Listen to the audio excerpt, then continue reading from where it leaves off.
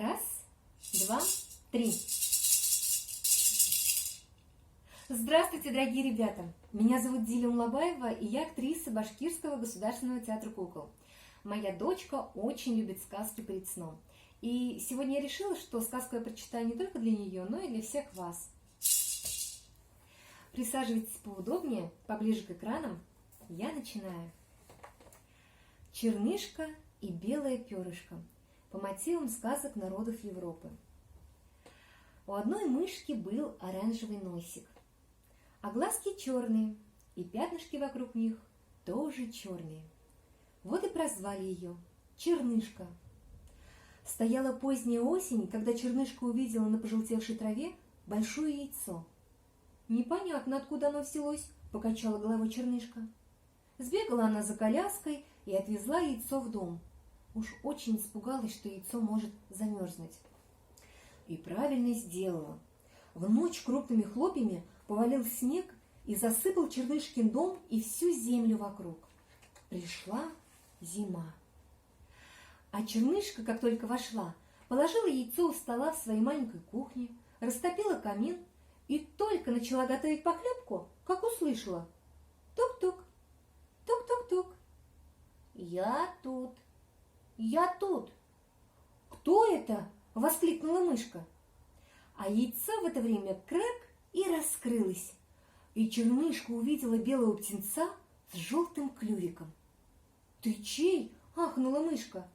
«Я твой», — ответил он. «Если так, — подумала Чернышка, — тогда его нужно накормить». И мышка накормила его.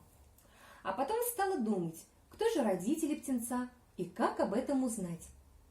Всю ночь Чернышка писала письма о нем, а утром открыла окно и позвала Малиновку. Малиновка выслушала ее, согласилась помочь и запела: «Цвырк-чик, цвырк-цвырк-цвырк». Это означало: «Все ко мне! Скорее, скорее, все ко мне!» На ее зов слетелись синицы, вороны, воробьи. Все они взяли письма и отнесли в каждый лесной домик. Только на письма никто не откликнулся. А птенец тем временем рос, рос, рос. Чернышка называла его белым перышком. У белого перышка был прекрасный аппетит, и к весне кладовая Чернышки совсем опустела. Зато белое перышко превратился в красивого лебедя с длинной гибкой шеей.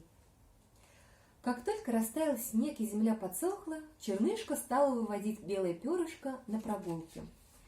Если они отправлялись за покупками, Чернышка привязывала к шее лебедя красный шнурочек, давала ему в клюв корзинку, и они важно шествовали через всю деревню. И вся деревня смотрела на них. «Вот какой помощник появился у нашей Чернышки», — думали жители. А некоторые спрашивали: «Может быть, твой лебедь и нам поможет?» Но белое перышко не отходило от Чернышки даже на миг. Однажды, гуляя, они вышли к берегу большого красивого озера. Вдруг лебедь заволновался. Впервые в жизни видел белое перышко озеро, но ему казалось, что это его дом. Он взмахнул крыльями, взлетел, потом опустился на воду и поплыл. Он уплывал все дальше от берега. «Белое перышко! Белое перышко, вернись!» — звала его Чернышка. Лебедь не слышал. Скоро он скрылся из глаз. Долго стояла мышка на берегу и махала платочком. Ей было грустно возвращаться домой без белого перышка. Чернышка уже повернулась, чтобы уйти, и тут кто-то тихонько позвал ее.